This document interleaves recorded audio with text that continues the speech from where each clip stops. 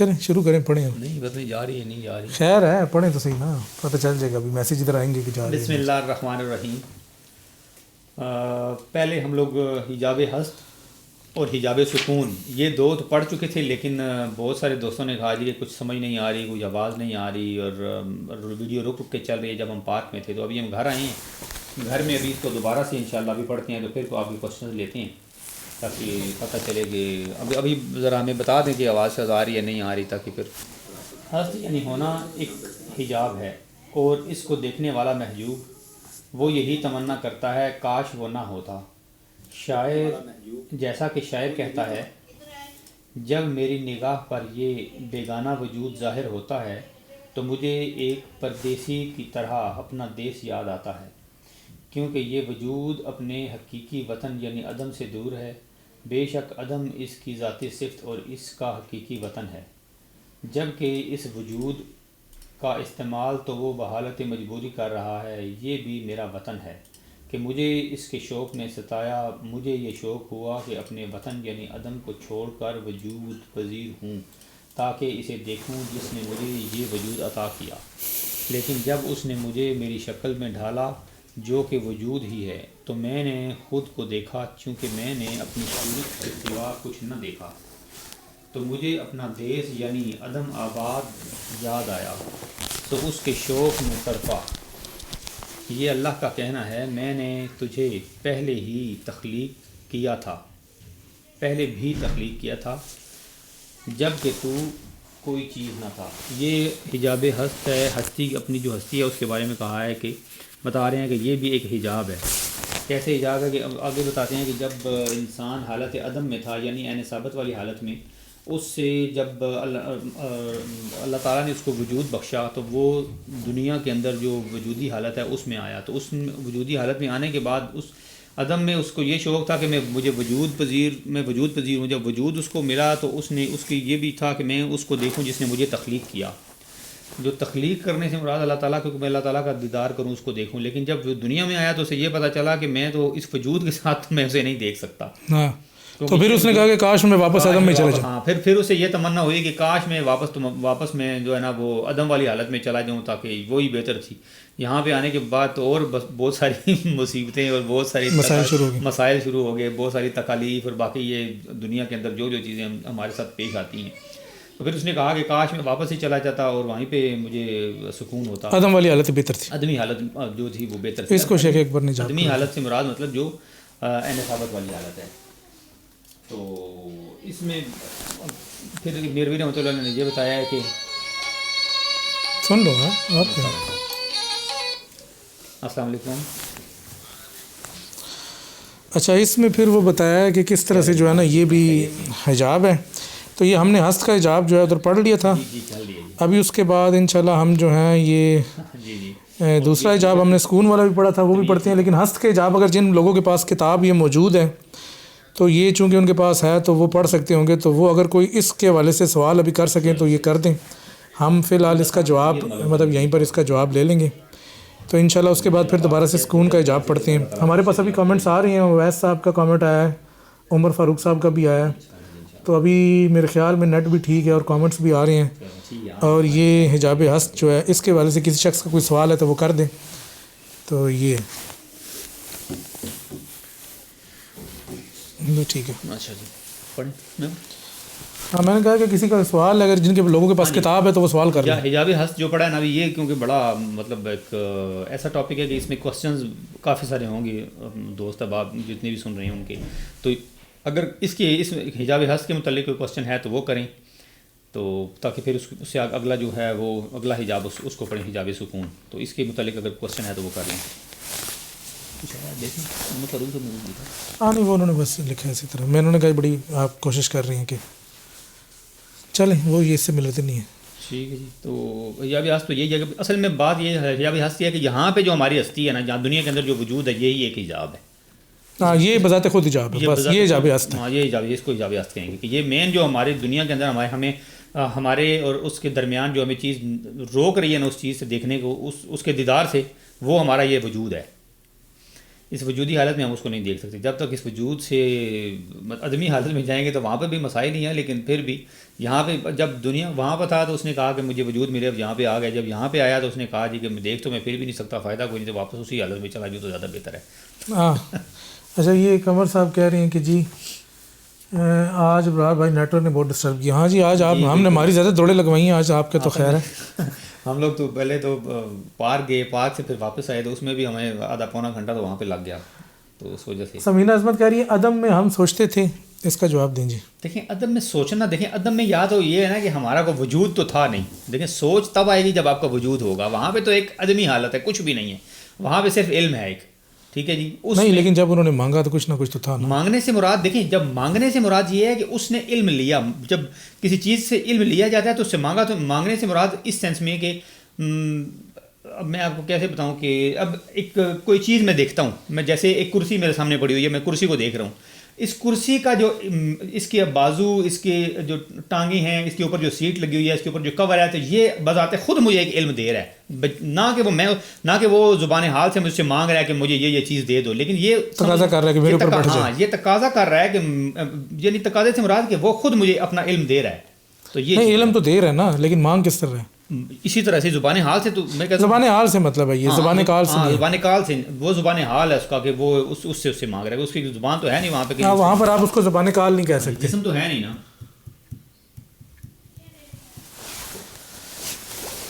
جی اور کوشچن جی, کوئی کسی نے کچھ کہا ہے؟ عمر فاروق صاحب کیا کہہ رہے ہیں جی؟ عدم کی حالت میں اللہ تعالیٰ کا دیدار کرے گا کیا کثیر میں انسان؟ عمر فاروق صاحب یہ کہہ رہے ہیں کیا انسان اللہ کے دیدار عدم کی حالت میں کرے گا کہ وجود کی حالت میں کرے گا؟ نہیں, وہاں پہ تو وجود ہوگا نا, کثیر میں تو وجود ہوگا نا. وجود وہاں دیکھیں, کثیر جنت ہے نا, جب جنت سے آپ کثیر ایک جگہ ہے جہاں پہ دیدار کے لیے بلایا جائے گا, جب وہاں پہ جائے گا تو اس وقت دیدار کرے گا. تو دیدار کرنے کے بعد یہ نہیں کہ ساری زندگی ادھر ہی بیٹھ کے دیدار ہی کرتا رہے گا, واپس بھی آئے گا اپنے مقام پہ. اس کا مطلب ہے کہ کوئی وجودی حالت ہے جو وہاں پہ جا رہی ہے, اور جنت حصے کی گھر ہے تو وہاں پر وجودی حالت. ہاں جی. واپسی کے بعد دیکھ سکیں گے یا وہاں بھی ازلی آرزو پوری نہیں ہوگی؟ کیا مطلب؟ ولید خان صاحب آپ کا سوال مکمل نہیں ہے کہ واپسی تھوڑا کے سا بعد واضح کر دیں تاکہ یہ کیا کہاں سے واپسی سے, یہ نہیں سمجھ لگی. آپ کدھر سے واپسی کے بعد دیکھ سکیں گے؟ یعنی یہ کہہ رہے ہیں کہ دنیا سے جانے کے بعد جب ہم دنیا سے واپس جائیں گے عدمی حالت میں, یہ وہ میرے خیال شاید وہ پوچھ رہے ہیں, لیکن پھر بھی کوشچن واضح کریں تاکہ پھر اس کو آپ. یہ تو شیخ نے اس جگہ پہ ایک خیالی آرزو بیان کی ہے نا, آپ اس کو یہ نہ سمجھیں کہ بالکل لٹرل یہی ہے. یہ تو ایک جس طرح کہتے نہیں ہے کہ زبان حال کا بیان ہے, کہ ایک خیال ہے, ایک تصور ہے کہ جب اس نے نہیں دیکھا تو پھر اس نے کہا کہ چلو واپس ہی چلا جاتا ہوں, اس سے تو وہی بہتر تھا. حجاب سکون اگلا ہے, اگر کوئی سوال آ جائے تو وہ بھی دیکھ لیتے ہیں. اور سوال ہے جی تو کوئی پوچھ لیں تاکہ پھر اس کو آگے اگلا جو حجاب ہے اس کو پڑھیں.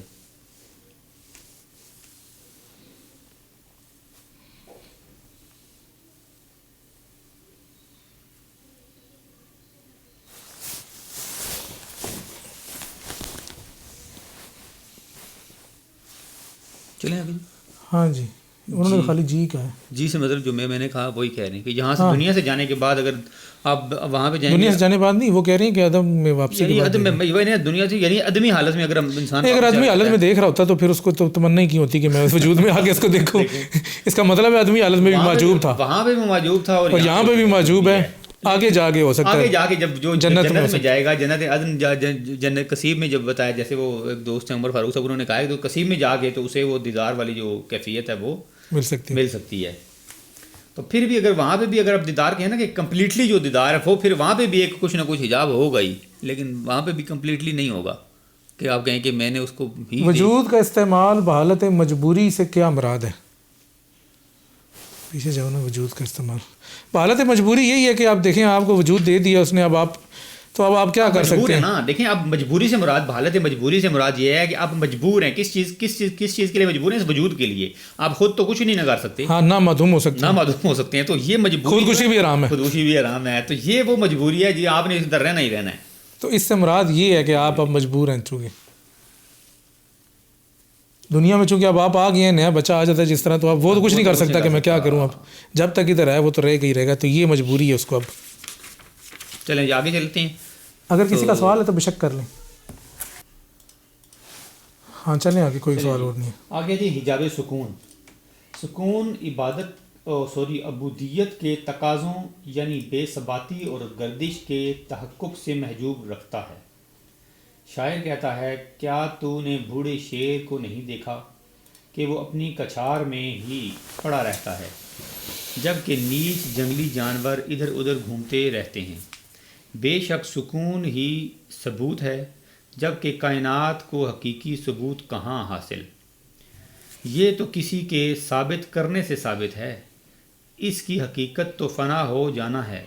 جب یہ ثابت ہوئی تو گویا اس نے مشابہت اختیار کی، اور یہ ایسا کہاں کر سکتی ہے؟ اللہ تعالیٰ فرماتا ہے اسی کے لیے ہے جو رات اور دن میں ساکن ہوا، یعنی ثابت ہوا۔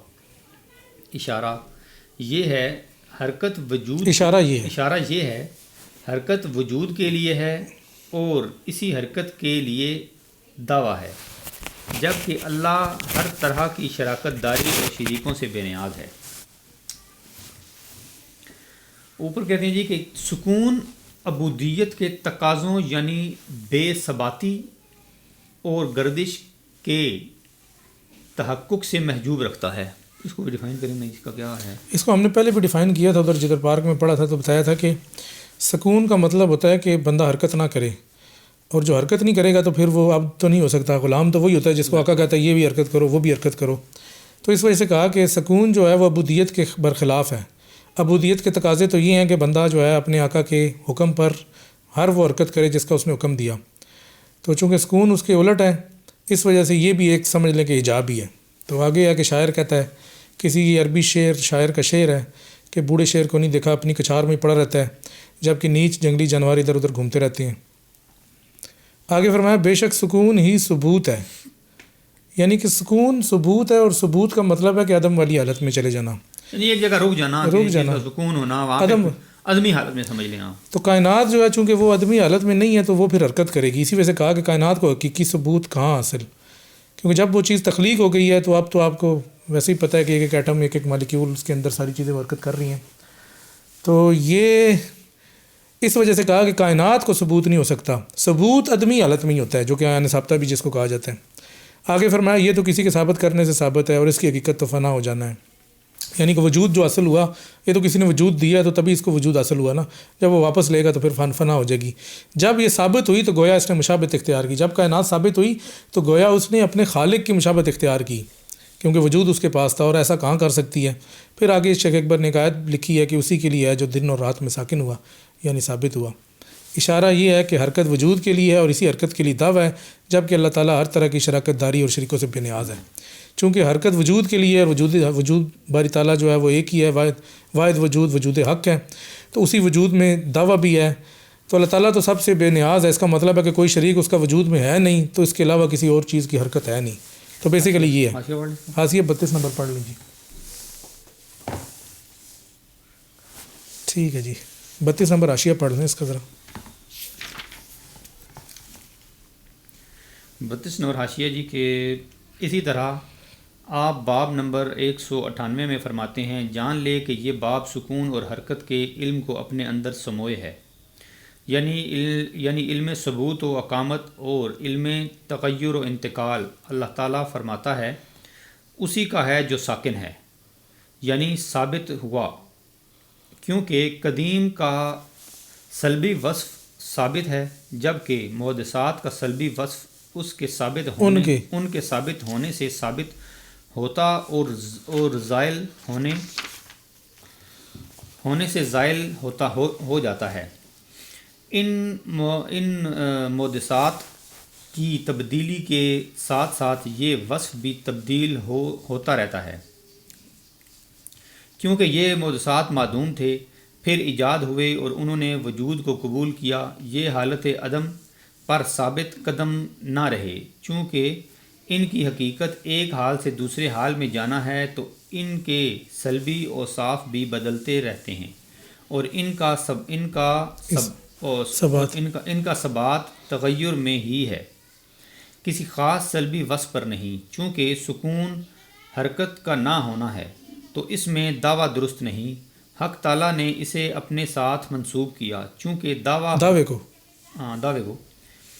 چونکہ دعویٰ حرکت کے ساتھ ہے، یعنی اس کے ساتھ جو اس حرکت میں ظاہر ہوا۔ اسی لیے اللہ تعالیٰ نے یہ نہیں کہا بے شک جس نے حرکت کی وہ اسی کا ہے، کیونکہ اس میں دعویٰ تو دو حرکت دینے والوں میں آتا ہے، سے آتا ہے، جبکہ حقیقت ثبات ہے، عدم نہیں۔ اس ذات کے لیے ثبات ہے اور اس کائنات کے لیے زوال، لیکن اگر یہ ثابت ہو تو یہ خود سے ثابت نہیں ہو سکتی، بلکہ یہ تو کسی کے کرنے سے ہی ثابت ہو سکتی ہے۔ بس اس میں سکون کے والے سے ڈیٹیل ہے کہ سکون سے مراد کیا ہے اور یہ حرکت سے کیا مراد ہے۔ یہ کس جگہ پہ آیا تھا؟ دعویٰ کیا چیز ہے؟ مین چیز دعوے پہ، وہ اصل حاشیہ دعوے پہ ہے، حاشیہ دعوے پہ ہے۔ تو یہ سکون کا ایجاب تھا جس میں آپ کو یہ پتہ چل گیا کہ حرکت وجود کے ساتھ ہے، سکون عدم کے ساتھ ہے، اور کائنات میں وجود ایک ہی ہے، اللہ تعالیٰ کا، تو اسی وجہ سے تمام حرکات اسی کی ہیں۔ تو کوئی بندہ یہ دعویٰ نہیں کر سکتا کہ جی میں نے جو حرکت کی ہے وہ، یا میری حرکت جو ہے یا میرا وجود جو ہے وہ خود سے قائم ہے۔ تو اسی طرح اللہ تعالیٰ ہر طرح کی شراکت داری اور شریکوں سے بے نیاز ہے کہ نہ وجود میں کوئی شریک ہے نہ حرکت میں کوئی شریک ہے۔ ساری چیزیں باقی کائنات جو ہے وہ سکون میں ہے، اور جب اگر ان کو ثابت کرتا ہے، ان کو وجود دیتا ہے تو وجود پذیر ہو جاتی ہے۔ اس حوالے سے اگر کسی شخص کا کوئی سوال ہے تو کر لیں، کیونکہ یہ سادہ ہی ہیں حجابات۔ اب ہم اس کے آگے چلیں گے حجاب اضطراب پہ، لیکن اگر اس حوالے سے کسی شخص کا کوئی بھی سوال ہے تو کر سکتا ہے۔ لیکن اس میں سکون یہ تھا نا کہ سکون ہو بھی نہیں نہ سکتا، کیونکہ حجاب یہ تھا کہ سکون ہو بھی نہیں سکتا۔ سکون عبودیت کے تقاضوں کی الٹ ہے نا، تو اگر آپ نے عبودیت کے تقاضے پورے کرنے ہیں تو پھر تو کچھ نہ کچھ حرکت کرنی پڑے گی۔ حرکت کریں گے تو یہاں پہ دنیا کی بات ہو رہی ہے، یہاں کی بات ہو رہی ہے نا، وہاں وہ والا سکون نہیں کہ جو آدمی حالت میں ہے۔ ہاں وہ تو نہیں، یہیں کی بات ہے، سکون یہاں کی بات، یہ سارے حجابات دنیاوی ہیں، جتنے بھی یہ حجابات ہیں یہ دنیا کے، یہ دنیا سے، یہ اس کو آپ اس کو اوریجنل میں نہ لیں۔ یہ وہاں پہ نہیں لے کے جایا جا سکتا کہ نہیں وہاں پہ تو سکون ہی ہے، ظاہر سی بات ہے، وہاں پہ تو آدمی حالت ہے، وہاں پہ تو سکون ہی سکون ہے۔ اچھا جی، کیا ہے جی؟ کیا انسان اپنے فعل کا خالق خود ہے؟ اللہ تعالیٰ کہتا ہے جی، رانا مبشر صاحب، نہیں یہ تو اللہ تعالیٰ نے سوال ہے، ہاں چلو سوال ہے، لیکن وہ تمہارے ہمارے جو تمام جتنے بھی اعمال ہیں، جو افعال ہیں، ان کا خالق اللہ تعالیٰ ہے۔ اگر انسان اپنے فعل کا خالق خود ہو جائے تو پھر تو وہ خود ہی خالق بن جائے، پھر تو اس کو کسی اور کی مجبوری نہ رہے، محتاجی نہ رہے۔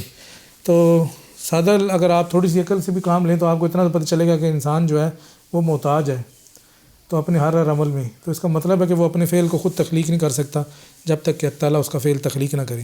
تو یہ فعل کا خالق ہونا اور چیز ہے اور فعل کی نسبت ہونا اور چیز ہے، یہ ہم پہلے سارا ڈسکس کر چکے ہیں۔ اسی کتاب کے حجاب افعال میں آپ اس کو تفصیل ساری پڑھ سکتے ہیں۔ کوئی سوال چلیں آگے پھر؟ ہاں میرے خیال میں آگے چلتے ہیں، کسی شخص کا کوئی سوال تو آ نہیں رہا۔ نہیں، کیا لکھا ہے ولید خان صاحب نے؟ انہوں نے جواب دیا نہیں۔ اچھا ولید خان صاحب نے اوپر والے سوال کا جواب دیا کہ نہیں، خود خالق نہیں ہے۔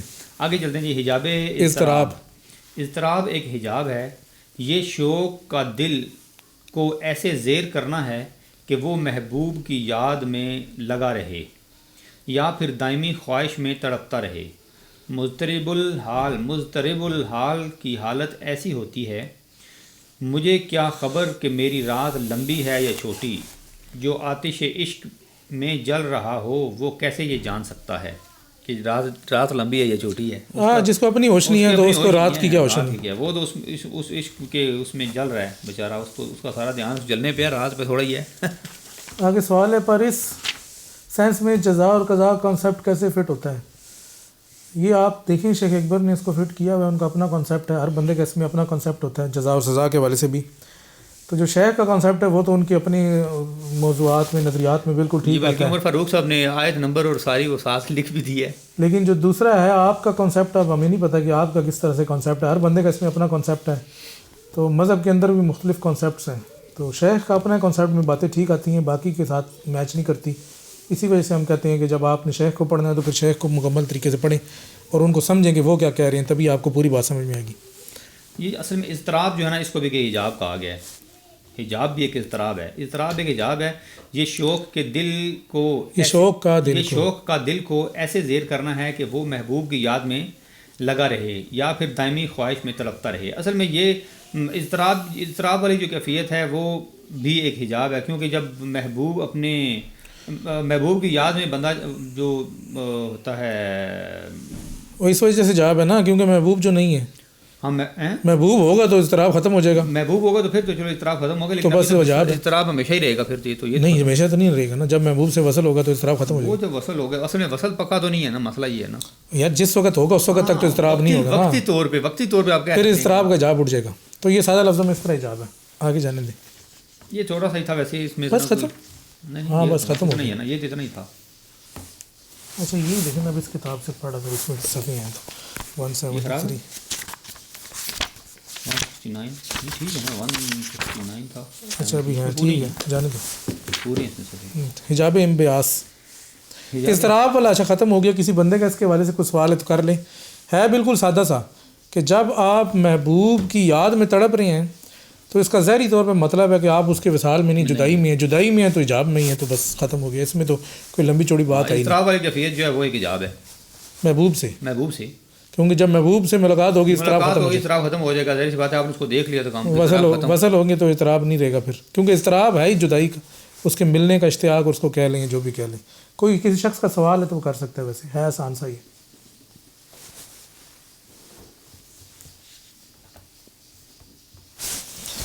اس کو بھی تھوڑا سا اور ٹھیک کر لیتے ہیں پرو موڈ میں جا کے. جتنی لائٹ چلی ہوئی ہے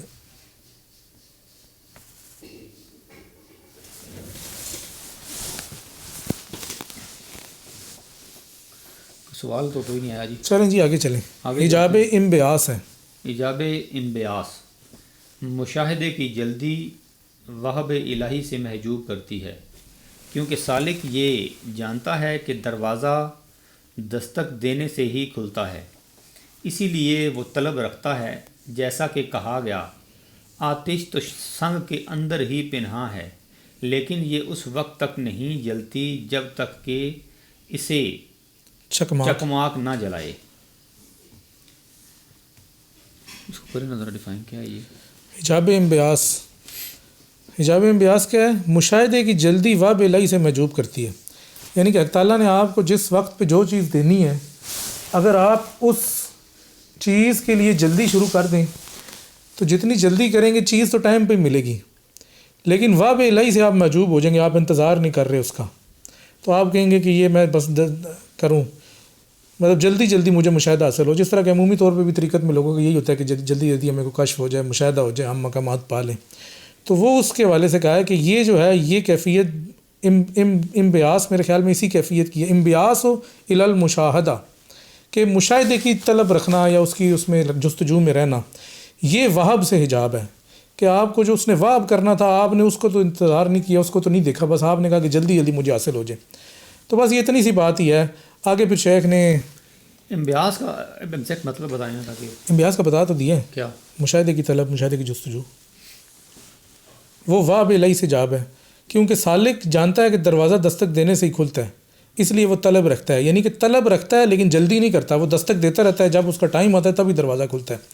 آگے پھر ایک عربی شعر انہوں نے بتایا کہ جی آتش تو پتھر کے اندر ہی ہوتی ہے، لیکن جب تک اسے رگڑا نہ جائے تو تب تک، پتھر کو رگڑا نہ جائے تو تب تک وہ جلتی نہیں ہے. تو یہ سادہ لفظ میں یہ ہے. کیا ہم کبھی اپنے محبوب سے جدا ہوئے ہیں جو اضطراب میں ہیں؟ اضطراب ہو جی، ظاہری بات ہے کہ دائمی وصل تو کسی کو بھی نہیں ہوتا، وہ صرف ایک ہی شخص کو ہوتا ہے کہ جو اپنے محبوب کی صورت جو ہے وہ اپنے دل میں بنا لیتا ہے اور سمجھتا ہے کہ یہی اصل صورت ہے، اور پھر حقیقی محبوب بھی آئے تو اس کو وہ دور کر دیتا ہے. اس کے علاوہ تو کوئی ایسا دائمی وصل ہے نہیں کہ جس سے بندہ کہے کہ میں دائمی وصل میں ہوں، مجھے کبھی اضطراب نہیں ہوگا. تو اضطراب تو رہتا ہی ہے دنیا میں جس طرح کے معاملات ہوتے ہیں. اچھا جی، اگر یہ انبیاس کے حوالے سے آپ کو کچھ کسی کو سوال ہے تو بتاتے ہیں. بہت چھوٹا سا حجاب ہے، اس میں کوئی لمبی بات تو ہے نہیں، صرف اتنی بات ہے کہ جی مشاہدے میں جلدی نہیں کرنی چاہیے، کیونکہ پھر آپ جو ہے واب سے جو ہے معجوب ہو جائیں گے، اور آپ جلدی میں آپ کو جو بھی چیز چاہے شیطانی ملے گی چاہے رحمانی ملے گی، آپ سمجھیں گے یہ ادھر سے ہی ہے اور غلط طرف بھی آپ جا سکتے ہیں. تو شیخ نے بھی یہی کہا کہ سالک جانتا ہے کہ دروازہ دستک دینے سے کھلتا ہے، تو بس دستک دیتے رہیں، جب اس کی طرف سے عطا ہوگی دروازہ کھل جائے گا. اس حوالے سے اگر کسی کو کوئی سوال ہے تو کر سکتے ہیں. یعنی کہ جو جلدی کرتا ہے اس کے لیے وہ ایک حجاب بن جاتا ہے. ہاں وہ واب سے پھر حجاب، واب اس کو نہیں نہ ملتا، پھر واب نہیں اس کو ملتا، واب نہیں ملتا، جو باقی دوسری طرف نکل جاتا ہے وہ. ہاں وہ پھر کچھ اور ہی مل جاتا ہے اس کو، حجاب میں چلا جاتا ہے، وہ پھر اس کو کچھ اور مل جاتا ہے. ایک وہ نبی بھی ہیں حضرت موسیٰ علیہ السلام سے، کہ انہوں نے کہا کہ میں نے کہا کہ میں آپ کے طرف آنے میں جلدی کی. حضرت موسیٰ علیہ السلام کا واقعہ نا کہ جب وہ اللہ تعالیٰ نے کہا کہ جی بنی اسرائیل کو بھی لے کر آؤ، تو باقی بنی اسرائیل پیچھے رہ گئے، تو ان کو حضرت ہارون کے حوالے کیا اور ان سے کہا جی میں تو پہلے جا رہا ہوں تو تم لوگ پیچھے آ جانا. تو اللہ تعالیٰ کے پاس جب پہنچے تو پوچھا کہ جی یا موسیٰ آپ نے آنے میں اتنی جلدی کیوں کی؟ تو انہوں نے کہا جی میں نے اس وجہ سے جلدی کی تاکہ آپ میرے سے راضی ہو جائیں. تو اللہ تعالیٰ نے کہا کہ جی میں نے آپ کے بعد آپ کی قوم کو فتنے میں ڈال دیے. وہ دیکھیں نا اب انہوں نے پھر وہاں پر بچڑا بنا لیا اور سامری نے, اور وہ ساری کہانی شروع ہوگی. وہ اصل مسئلہ. تو آپ یہ دیکھیں کہ وہ جو جلدی تھی وہ بیسیکلی اس کی وجہ سے کوئی اور مسئلہ کھڑا ہو گیا. تو یہ شیخ نے یہ کہا کہ مشاہدے کی اس میں بھی جلدی نہیں کرنی چاہیے. جب وہ واب کرے, واب سے مراد ہے, ایک بندے نے سوال کیا کہ واب سے کیا مراد ہے. واب سے مراد ہے کہ جب وہ کوئی چیز آپ کو بغیر کسی طلب کے دے, جب آپ کی طرف سے طلب ہے تو وہ جو چیز دی جا رہی ہے اس کو عطا کہتے ہیں. اور جب آپ کی طرف سے طلب نہیں ہے, وہ خود سے ہی کچھ آپ کو دے, نہ کسی آپ کے عمل کی جزا ہے نہ عطا ہے, تو ایسی صورت میں اس کو واب کہتے ہیں. شیخ اکبر کے نزدیک واب جو ہے کہ پرماننٹ اصطلاح ہے, اور اس اصطلاح کو سمجھنا ضروری ہے. واب کا سادہ لفظوں میں مطلب یہ ہے کہ جب آپ کو بغیر کسی عمل کی جزا کے طور پر اور بغیر کسی طلب کی عطا کے طور پر آپ کو اللہ تعالیٰ کی طرف سے کوئی بھی چیز عطا ہو, تو اس صورت میں جو اس کا محض اس کی طرف سے ہو اس کو واب کہا جائے گا. کہ جس کو آج کل ہم اپنی زبان میں پاکستان میں جو فضل کہتے ہیں, جس کا بڑا فضل ہے. نہیں, فضل بھی تو مانگ کے بھی تو ہو سکتا ہے نا. فضل مانگ کے مطلب فضل میں بندہ کہتے ہی نا کہ اللہ مجھے اپنا فضل عطا کر, تو مانگ ہی رہا ہے. فضل میں مانگ ہی ہے ویسے. تو بغیر مانگے جو چیز ملتی ہے وہ واب ہوتی ہے. اب باقی تو ساری کسب والی چیز, باقی تو کسب ہوگی نا, باقی کسب ہوگی. ہم نے مانگا تو وہ تب اس نے دی. واہ ہے کہ بغیر مانگے ہوئے, بغیر کہے ہوئے, بغیر مطلب سوچے ہوئے اس نے جو چیز آپ کو عطا کر دی. آپ نے صرف دستک دینی تھی, اب دستک کے بعد اس نے دروازہ کھول کے آپ کو کیا دیا ہے, یہ واب ہے. لیکن اگر آپ نے پہلے سے ہی طلب رکھی ہوئی ہے کہ مجھے یہی چاہیے, تو پھر وہ عطا ہو سکتی ہے, واب نہیں ہو سکتی. بس. ہاں جی. آگے ہے ایجاب وقفہ. کسی کا اور بھی سوال ہے تو کر لیں. عطا ہونے والے مشاہدے اور نظر آنے والے مشاہدے میں تفریق کیسے کریں گے؟ مشاہدے کی تفریق تو وہی کر سکتا ہے کہ جس کے پاس اچھا خاصا علم ہے. محمد منشا خان صاحب میاں والی سے وہی کر سکتا ہے کہ جس کے پاس سارا علم موجود ہے. اس طرح سے عام بندہ جو ہے جس کو پتہ ہی نہیں ہے کہ مشاہدہ کیا چیز ہوتی ہے, اور کئی بندے تو شیطانی اور رحمانی مشاہدے میں نہیں فرق کر سکتے, تو آپ تو بڑی اندر والی بات پوچھ رہے ہیں کہ عطا ہونے والا مشاہدہ اور نظر آنے والا مشاہدہ. ویسے مجھے تو یہ بھی سمجھ نہیں ہے کہ نظر آنے والا مشاہدہ کیا چیز ہوتی ہے, اور اس کو تھوڑا سا اگر آپ ایکسپلین کریں. اصل میں یہ رویت کا پوچھ رہے ہیں. ایک ہے نظر سے مراد آنکھ سے جو آپ دیکھ رہے ہیں, ایک ہے جو آپ باطن میں مشاہدہ کر رہے ہیں کسی چیز کا. یہ میرا خیال ہے شاید اس طرح تھوڑا سا اس کو کلیئر کریں جی محمد منشا صاحب, اس کے بعد اس پہ بات کرتے ہیں مشاہدے کے بارے سے. آگے جی حجاب وقفہ. اچھا, کسی بندے کا سوال ہو, عمر فاروق صاحب نے جواب دیا ہے اس سوال کا. مشاہدہ دیدار کا دوسرا درجہ ہے, تو پہلے وہ کسی مشہود کو دیکھے گا تو اس کے بعد اس کا مشاہدہ ہوگا. یہ ہم مشاہدے کے حوالے سے پچھلے پڑھ چکے ہیں, تو یہ آپ منشا صاحب آپ دیکھ سکتے ہیں, لیکن سوال اپنا واضح کریں. جب کوئی چیز عطا کی جاتی ہے تو اس کی سمجھ بھی عطا کی جاتی ہے. ہاں, یہ آپ کی بات بالکل ٹھیک ہے. جب کوئی چیز عطا کی جاتی ہے تو تب سمجھ عطا کی. جب کوئی چیز آپ طلب کریں تو پھر وہ آپ کی سمجھ پہ اس کو چھوڑ دیا جاتا ہے کہ جو آپ نے مانگی تھی بس یہ لے لو اور آپ خود ہی سمجھو. کیا ہمیں ان عجابات کو دور کرنے کی کوشش کرنی چاہیے؟ دور کرنے کی کوشش کریں, لیکن ظاہری بات ہے کہ وہ ایک حجاب کو اٹھائیں گے دوسرا آ جائے گا, دوسرے کو اٹھائیں گے تو تیسرا, سارے تو نہیں اٹھ سکتے. محبت والا یہ والا اٹھائیں گے, جدائی والا تو وصل والا آ جائے گا, شوق والا اٹھائیں گے تو اشتیاق والا آ جائے گا, تو حرکت والا آ جائے گا, حرکت والا اٹھائیں گے تو سکون والا آ جائے گا. مطلب مکمل سارے حجابات نہیں اٹھ سکتے, کوئی نہ کوئی اٹھے گا تو دوسرا اس کے مقابلے میں آتا رہے گا. یہ بالکل اسی طرح سے ہی چلتے رہیں گی چیزیں. سعید خان صاحب کیا کہتے ہیں جی؟ غالباً نظر آنے والے مشاہدے سے ان کی مراد طلب مشاہدہ ہے. یہ اصل میں وہ خود ہی بتائیں گے کہ کیا مراد ہے, کیونکہ ابھی تک تو انہوں نے بتایا نہیں. ہاں, محمد منشا صاحب آپ یہ بتا دیں اس سے مراد کیا تھا کہ ہم اس کو آگے چلیں جی. جاب وقفہ پڑھیں. وقفہ جی, وقفہ یعنی فترہ. ہاں, فترہ. وقفہ یعنی فترہ مقصد کے حصول میں رکاوٹ اور حجاب ہے. کوئی مرید اس سے بچ نہیں سکتا, بس یا تو یہ اسے پار کرے یا یہیں رک جائے. اگر مرید مراد ہو تو وہ اپنے مقصد کی طرف بڑھنا شروع کر دیتا ہے, اور اس کی حالت ایسی ہوتی ہے تو ایک سورج کی مانند ہے جس کی روشنی گرہن نے کچھ دیر کے لیے چھپا دی. یہ گرہن لگا لیکن پھر ختم ہو گیا.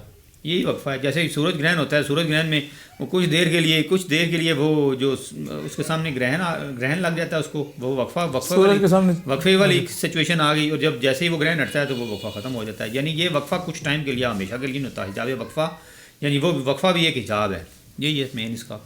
نیچے وقفہ کا مطلب تو پڑھنا, نیچے کیا لکھا حاشیے میں؟ اچھا, حاشیہ ہے جی. نہیں, نیچے. اچھا ہاں. شیخ اکبر لکھتے ہیں کہ ابتدائی آتش سوزاں کا بجھ جانا فترہ کہلاتا ہے. یہ حالت وقفہ کی طرح ہوتی ہے, یعنی وہی جیسے وہ سورج والی مثال ہے, اسی طرح سے کچھ دیر کے لیے رک جانا, اور پھر اس کو وقفہ آ گیا اور پھر وہ اٹھ کے جیسے قرآن پاک میں ہے کہ وہ بندے چل رہے ہوتے ہیں اور جب وہ ان میں ٹھوکر لگتی ہے گر جاتے ہیں نیچے تو وہ سمجھتے ہیں اندھیرا ہی ہو گیا کام ختم ہو گیا، لیکن وہ ایک وقفے والی کیفیت ہے، پھر بندہ اٹھ کے جب دیکھتا ہے تو پھر اس کو نظر آنا ہاں لیکن اس میں یہ ہے کہ وقفہ جو ہے یہ ساروں کے لیے ایک جیسا نہیں ہے، آتا تو سب کے لیے. رائے طریقت میں وقفہ آتا ہے، یہ بیسیکلی مراد اس سے یہ ہے کہ رائے طریقت میں جو وقفہ آتا ہے کہ بندہ کسی پیر کے پاس جب بیعت ہوتا ہے تو اس کے بعد شروع میں وہ کچھ عرصہ چلتا ہے اس کے ساتھ، پھر ایک وقت ایسا آتا ہے کہ جب وہ اپنے پیر سے بالکل چھوڑ دیتا ہے، ترک کر دیتا ہے، اس کو وقفہ کہتے ہیں. ایسی حالت میں کہ جب وہ اس جگہ پہ پہنچ گیا جو وقفے کا مقام تھا تو وہاں پر وہ ایک کیفیت اس کے دل میں آتی ہے کہ وہ پیر کو بالکل چھوڑ دیتا ہے.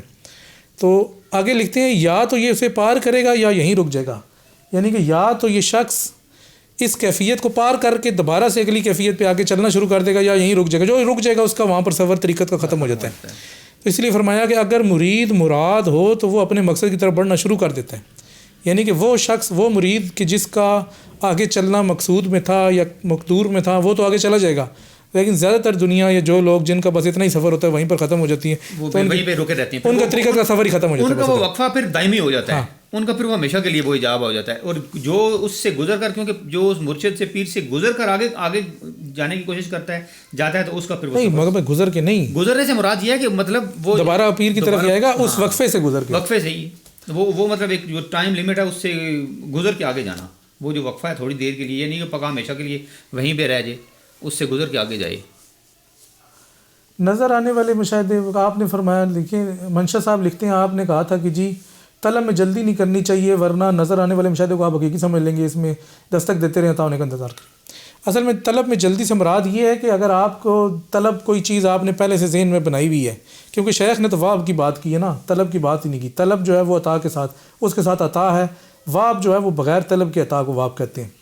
تو اگر آپ طلب رکھ کے کریں گے تو آپ کو وہی طلب ملے گی جو آپ نے رکھی ہے، اور جلدی کریں گے تو پھر تو آپ کو مسئلہ گڑبڑ بھی ہو سکتا ہے. تو ایک تو جلدی نہیں کرتی، طلب رکھ کے بھی آپ انتظار کر سکتے ہیں، وہ ٹھیک ہے، لیکن اگر آپ بغیر طلب کے کریں گے تو پھر ہو سکتا ہے کہ آپ کو طلب سے بڑھ کر بھی دے دے، اور اگر آپ طلب رکھ کے کر رہے ہیں تو آپ نے قید لگائی ہوئی ہے تو چھوٹی چیز ہی آپ کو مل سکتی ہے. تو یہ اس طرح سے اس کا ہے. فاروق صاحب کیا کہتے ہیں جی؟ عمر فاروق صاحب کہتے ہیں وقفہ طریقت میں نہایت ضروری ہے مگر اس کا شعور اور آگی اسی کو ہوتی ہے جو اس میں عملی طور پر گزرے. عمر فاروق صاحب کو تو ہے اس کا اصل میں انہوں نے تو پریکٹیکل بھی کیا ہوا ہے، عمر فاروق صاحب کو پتہ ہے یہ. وقفہ بیسیکلی تو ہر چیز میں آتا ہے، مطلب یہ صرف طریقت سے مخصوص نہیں ہے. چونکہ حامد شیخ طریقت کی بات کرتے ہیں تو طریقت میں ضروری ہے، لازمی ہے، نہایت ضروری تو نہیں کہہ سکتے، اس کو کہتے ہیں لازمی ہے. وقفہ طریقت میں لازم ہے مگر اس کا شعور اسی کو ہی ہوتا ہے جو اس سے ظاہری بات ہے جو شخص کہیں طریقت میں جا رہا ہے اسی کو پتہ چلے گا نا وقفہ آیا تھا یا نہیں آیا تھا. عام بندے کو تو نہ طریقت کا پتہ ہے تو نہ وقفے کا پتہ ہے. تو یہ اس کا 32 نمبر حاشیہ ہے، 33 نمبر یہ پڑھیں نظر ذرا وقفے کا حاشیہ پڑھتے ہیں تو پھر اس کے بعد پڑھ نہیں چکے ہم لوگ. 32 پڑھا تھا، ہاں 32 پڑھا تھا.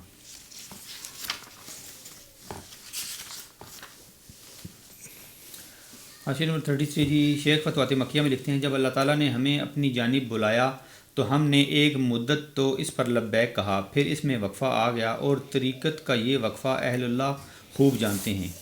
جو اس میں داخل ہر شخص پر لازماً آتا ہے، یعنی جو رائے طریقت میں ہے اس پر وہ وقفہ لازماً آئے گا. پھر اس وقفے کے بعد اگر یہ شخص عنایت الہی کا مستحق ہو تو دوبارہ سے عبادت اور اجتہاد کے اپنے پہلے حال کی طرف لوٹ آتا ہے، یا پھر ہمیشہ کے لیے اسی وقفے میں رہتا ہے اور اب کبھی اس سے فلاح یعنی واپسی کی امید نہیں. یعنی جو رک گیا تو پھر پکا ہی رک گیا ادھر ہی. جو وقفے میں رک گیا تو سمجھیں کہ وہ فنا فی الوقفہ ہے اس کے بعد اس کا سفر آگے نہیں ہے. لیکن جس نے وقفے کو عبور کر لیا تو وہ پھر آگے طریقت میں چل سکتا ہے. اس حوالے سے کسی شخص کا کوئی سوال ہے وقفے جاب وقفہ کے حوالے سے تو وہ بتا دے. بلکہ کوئی بندہ اگر اس میں اپنا شیئر کرنا چاہے، طریقت والے بندے ہیں تو اپنا طریقت والا ہے اپنا، ہر بندے کا وقفہ اپنا حال بھی شیئر کر سکتے ہیں، اپنا حال بھی شیئر کر سکتے ہیں. عمر فاروق صاحب تو اپنا حال میرے خیال ہے شیئر کریں گے، ان کا تو مجھے پتہ ہے، لیکن باقیوں کا نہیں پتہ مجھے. باقی بھی اگر ہے بعض لوگ دعا کرتے ہیں کہ وہاب عطا فرما. سمینہ اعظمت صاحبہ کا سوال ہے، وہ واب دعا کرتے ہیں کہ واب عطا فرما، یہ نہیں طلب کر رکھتے کہ جی مجھے یہ چیز عطا فرما. واب سے مراد ہے کہ انہوں نے دعا کی کہ اللہ تو اپنی مرضی سے جو عطا فرما. وہی بات تو پھر وہ فضل والی آئی نا، جیسے میں نے کہا تھا کہ وہ کہتے ہیں کہ اللہ فضل کر، فضل میں وہ کوئی چیز تو نہیں مانتے، نہیں مانگ بھی کہیں بندے نہیں ایگزیکٹ، زیادہ تر لوگ فضل کو مال و دولت کے والے سے ہی دیکھتے وہ ویسے ان ہیں. کا یا اللہ فضل ان کے مائنڈ میں وہی ہوتا ہے، یا اللہ فضل فرما سے مراد یہ ہے. نہیں. تو اگر آپ کے مائنڈ میں نہیں ہے تو پھر اور چیز. اب دیکھو بندہ اگر کہے جی کہ یا اللہ مجھے باپ بتا فرما، مائنڈ میں کوئی اور چیز ہو، ہاں پھر وہ باب نہیں ہوگا، فضل ہوگا. نہیں فضل بھی نہیں ہوگا، عطا ہوگی، عطا کر لیں چلیں. تو یہ مائنڈ کی چیز ہے کہ آپ نے کوئی چیز اپنے ذہن میں قید کی ہے کہ نہیں کی، اگر کر لی ہے تو پھر لفظوں سے کچھ نہیں ہوتا. دیکھیں جی یہ بات مائنڈ میں رکھنی نہیں چاہیے نا کہ اپنا واہ بتا فرما، جب اپنے مائنڈ میں رکھے ہی نا بندہ اس کو تو نہیں اپنا واہ عطا فرما کہ کوئی بھی اپنی مرضی سے تھا وہ ٹھیک ہے، وہ صحیح ہے. لیکن یہ کہا کہ مجھے واب میں یہ عطا فرما، مطلب کہ مجھے کشف عطا فرما، واب تو نہیں ہے، پھر تو طلب آ گئی نا اس میں، یہ چکر. اچھا جی اور کوئی اس حوالے سے جی اس حجاب وقفہ کے اس میں تناظر میں اگر کوئی کوشچن ہے وقفہ کے حوالے سے کسی کا سوال ہو تو پوچھیں. سوال ہے تو وہ پوچھیں. آج ہم لوگوں نے لیٹ ہی شروع کیا تھا تو لیٹ ہی ختم ہوگا، لیٹ ہی جب ختم ہوگا اب جا کے تھوڑا سا کچھ ماحول بنا. شکر ہے یہ تھوڑا سا ماحول بنا ہے. پہلے تو بالکل ہی کبھی ہم نیٹ نہیں تھا اور کبھی سگنل کا ایشو تھا، کبھی رک رہی تھی، مسائل تھے کافی. تو اب اللہ نے کیا کافی بہتر چل رہا ہے. تو بھی کوئی سوال ہے کسی دوست کا تو وہ کرے تاکہ پھر سے آگے چلیں آگے چلیں. کوئی سوال نہیں آ رہا. حجاب بانگ جرس، شکر ہے اس کو یہ نہیں لگا دیا تو مسئلہ ہی بن جاتا. حجاب بانگ جرس، پہلے تو بانگ جرس کا بانگ جرس کیا چیز ہے جی؟ پہلے تو اس کو دیکھتے ہیں کہ بانگ جرس ہے کیا چیز. بانگ جرس تو بہت لمبا سا ڈیفائن کیا ہوا ہے، لیکن چلیں. بانگ جرس شیخ اکبر فتوحات مکیہ کے باب نمبر 310 میں فرماتے ہیں وہی. عمر فاروق صاحب کہہ رہے ہیں طریقت میں وقفہ ایک ایسا پروسیس ہے کہ اس وقفے کے دوران سالک کی کئی لحاظ سے تربیت ہوتی ہے. جس کی تربیت ہوتی ہے نا اسی سمجھ میں آتی ہے، عام بندہ نہیں سمجھ سکتا. اچھا جی بانگ جرس کیا؟ بانگ جرس شیخ اکبر فتوحات مکیہ کے باب نمبر 310 میں فرماتے ہیں وہی اترنے کے بارے میں آپ صلی اللہ علیہ وسلم کا قول ہے کہ مجھ پر بعض اوقات وہی بانگ جرس کی صورت میں اترتی، لیکن میرے لیے یہ برداشت کرنا بہت مشکل. جرس گھنٹی کو کہتے ہیں نا، بانگ اس کی صدا گھنٹی کی صورت، ٹن ٹن. لیکن میرے لیے یہ برداشت کرنا بہت مشکل ہوتا. راوی کہتا ہے کہ جب آپ سے یہ حالت رخصت ہوتی تو آپ کی پیشانی پسینے سے تر ہوتی. بے شک انبیاء پر وحی نازل ہونے کی مختلف صورتیں ہیں اور ان میں سخت ترین صورت بانگ جرس والی ہے. شیخ اکبر کے نزدیک جرس ایسا مختصر خطاب ہے جس میں قوت وارد کے باعث قہر کی آمیزش ہوتی ہے. یہ اب اس کا اصل معنی ہے، یعنی بانگ جرس جو وہی والی کیفیات میں سے سب سے جو سخت ترین اور مطلب سخت ترین کیفیت والی جو ہے نا، جس کو برداشت کرنا بہت مشکل ہوتا ہے، اس کو بانگ جرس ہے. لیکن جرس اصل تو یہ ہے نا، نچلا جملہ جو ہے کون سا یہ والا جرس ایسا خطاب ہے. جرس کا مطلب کیا ہے؟ جرس کا مطلب وہ خطاب ہے جو اللہ تعالیٰ اس بندے کے ساتھ کر رہا ہوتا ہے. لیکن اس میں قہر کی آمیزش ہے، خالی خطاب نہیں ہے، کوئی جمال والا خطاب نہیں، جمال والا نہیں ہے. لیکن چلیں وہ قہر میں بھی تو اس کو جمال والی کیفیت ہوتی ہے، لیکن پھر بھی اس کے اندر یہ بڑا مشکل ہے نا، قہر والا. ہاں قہر والا مشکل ہے. جرس سے مراد یہ ہے کہ آپ کے اوپر، یہ تو خیر شیخ نے یہاں پر انبیاء کی وحی کے حوالے سے بات کی ہے، اولیاء کے اوپر بھی اس طرح کی کیفیت ہوگی جس میں وحی تو نہیں ہوگی لیکن الہام کہہ لیں جو، تو اس میں جو اگر سخت والی کیفیت ہوگی تو اس کو بانگ جرس سے تشبیہ دی جا سکتی ہے. چلیں بانگ جرس پڑھیں گے. کیا حجاب بانگ جرس ہے جی؟ ولید خان صاحب کہہ رہے ہیں تو جس کی کوئی چاہت ہی نہ ہو تو یعنی دل خالی ہو تو کیا ایسی حالت ٹھیک ہے؟ ایسی ہی حالت ہوتی ہے. چاہت صرف ایک ہی ہونی چاہیے کہ جو جس سے چاہا جا رہا ہے وہی چاہت آپ کی ہونی چاہیے، جو مرضی آپ کو عطا کرے. یہ نہیں ہے کہ آپ اس کی بھی چاہت ختم کر دیں، آپ کے ہمیں کچھ بھی نہیں چاہیے اللہ تعالیٰ، ہمیں تو اللہ بھی نہیں چاہیے، بس ہم اسی طرح ٹھیک ہیں. مولد نہیں ہونا، کچھ نہ کچھ آپ کی چاہت ہونی چاہیے، بنیادی چاہت آپ کی ہونی چاہیے کہ کم سے کم خالق کی چاہت تو. واب میں بھی طلب ہے، جیسے کہ فرمایا رب حب لی من لدنک رحمتن انک انت الوہاب. لیکن رحمت کو انہوں نے وہ نہیں کیا، مقید نہیں کیا کہ رحمت کون سی. اب رحمت تو ایک وسیع ٹرم ہے نا، اس میں کچھ بھی آپ رحمت میں، ہم نے بھی پہلے یہی کہا ہے کہ واب سے مراد ہے کہ آپ نے قید نہیں لگانی کہ مجھے یہی چیز چاہیے. وہ یہی ہے کہ کہیں اللہ اپنی مرضی سے تو مجھے جو بھی دے دے. اگر نہیں بھی کہنا، اگر واب کی دعا نہیں بھی کرنی تو نہ کریں، واب بھی طور پر وہ اس کی مرضی ہے، وہ دے دے گا. ہاں یہ ضروری نہیں کہ آپ دعا ہی کریں گے تو دے گا. ہاں دعا کریں گے تو تب وہ واب کرے گا. ضروری نہیں آپ بس کسی بندے کو بھی واب کر سکتا ہے، وہ ضروری تو نہیں ہے کہ آپ دعا کریں گے تو اس کو واب کرے گا، اس کے بغیر نہیں کر سکتا. ولید خان صاحب نے اوپر والی کہا ہے کہ جی اگر دل بالکل خالی ہو تو کیا ایسی حالت ٹھیک ہے؟ تو اس کا جواب ہم نے دے دیا کہ دل کہ خالی سے مراد یہ ہے کہ حق تعالیٰ دل میں ہو اور باقی چیزوں سے خالی ہو، یہ نہ ہو کہ حق تعالیٰ سے بھی خالی ہے باقی خواہشات تو پھر تو یہ خالی گاری ہے.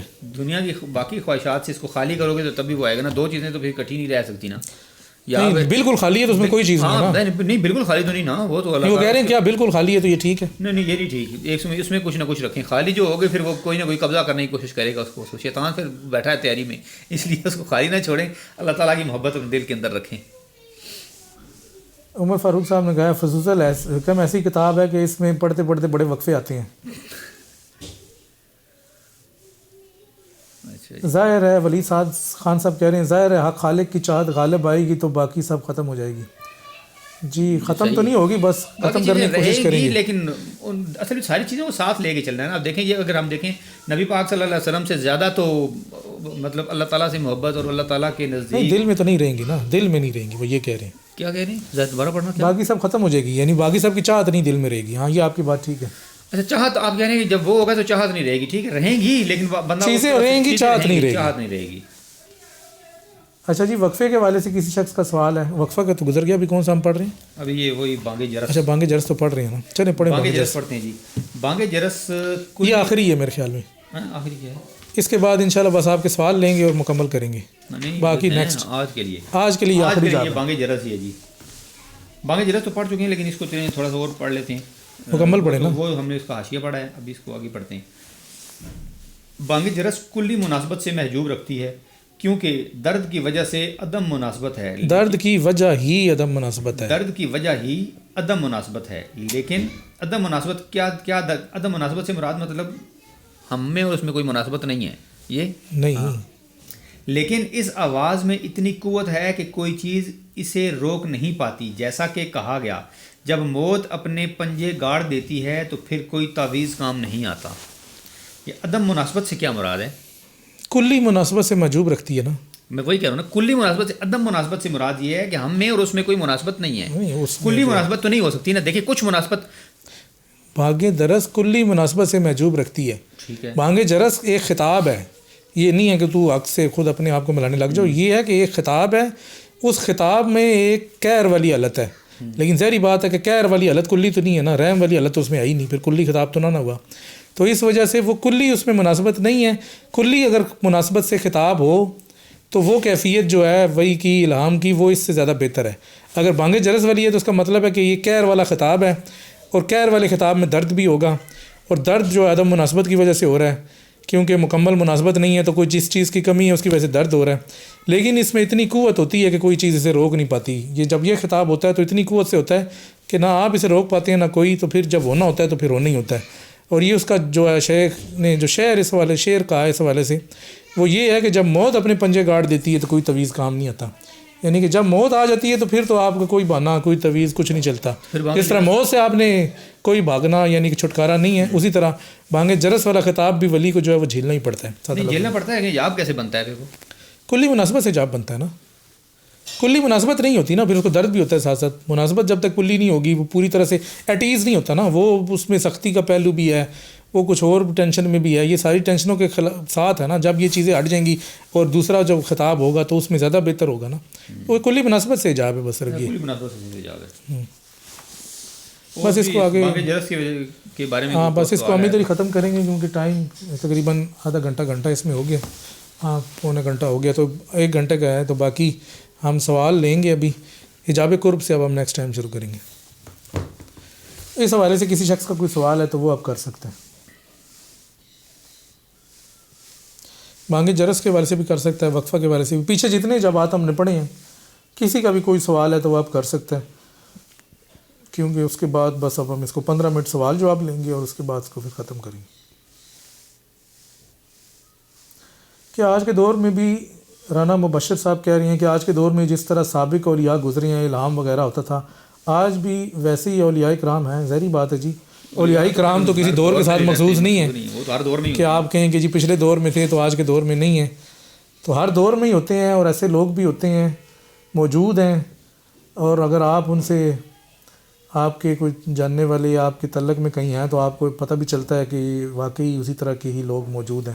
اصل میں وہ ہم لوگ زیادہ ڈھونڈتے ہیں جو بڑی بڑی درگاہیں، بڑی بڑی گدیاں، گدی نشین جو بیٹھے ہوئے ہیں، ہم لوگ ان میں ڈھونڈتے ہیں جا کے. ہم لوگ اولیاء کو ڈھونڈتے ہیں ان کی مریدین کی تعداد سے، ظاہری ان کی جو ہوتی ہے نا، ان کی اپیئرنس، اس سے دیکھتے ہیں. تو ضروری نہیں ہے کہ کوئی ہو سکتا ہے کوئی اکیلا بیٹھا ہو کسی جگہ پہ، اس کے کوئی مرید ہی نہ ہو، وہ اسی طرح ہی ہو، تو وہ بڑا اللہ درجے کا ولی ہو، وہ بڑا اعلیٰ درجے کا ولی. لیکن عام بندہ اسے یہ سمجھ رہا ہو کہ یار یہ تو بالکل عام بندہ ہی ہے، اس کو تو کچھ بھی نہیں، وہ یہ سمجھ رہا ہو کہ یہ بالکل فارغ ہے، لیکن ہوگا وہ اس کی نظر میں تو وہ ظاہر سی بات ہے. چراغ لے کے ڈھونڈنا پڑتا ہے. ولید خان صاحب کہہ رہے ہیں، عمران نذیر صاحب کہہ رہے ہیں ماشاء اللہ، اللہ خوش رکھے، آپ کو بھی خوش رکھے. ولید خان صاحب کہہ رہے ہیں چراغ لے کر ڈھونڈنا پڑے گا. جی چراغ لے کے ڈھونڈنا پڑے گا تبھی تو آپ کو ملے گا. چراغ لے کے ڈھونڈنے سے مراد یہ ہے کہ پوری توجہ سے اور آپ کو سب معاملات کو دیکھ کے، پھر ہر بندے کا اس طرح نہیں کہ جو بھی آپ کو پتہ ہے کہ طریقت میں آج کل کس قسم کے مسائل چل رہے ہیں اور لوگ جو ہیں، تو وہ ساری چیزیں تو پھر آپ کو چراغ لے کے ہی ڈھونڈنی پڑیں گی، ایسے تو نہیں ملیں گی. بعض لوگ دعا مانگتے ہیں کہ علم واہ عطا فرما. جی بالکل ٹھیک ہے، آپ صحیح کہہ رہی ہیں، آپ بھی کہہ سکتی ہیں، دعا مانگ سکتی ہیں، اس میں کوئی حرج نہیں ہے. وہ علم لدنی سمجھ لیں، علم لدنی، علم واہ اپنا، لیکن دے گا تو اپنی مرضی سے دے. تو اگر لیکن ہوا تو دے گا، نہیں تو نہیں دے گا. نہیں بھی دے گا تو پھر آپ نے یہ نہیں کہنا کہ جنہیں کیوں نہیں دیا. علم واہ بھی عطا فرما.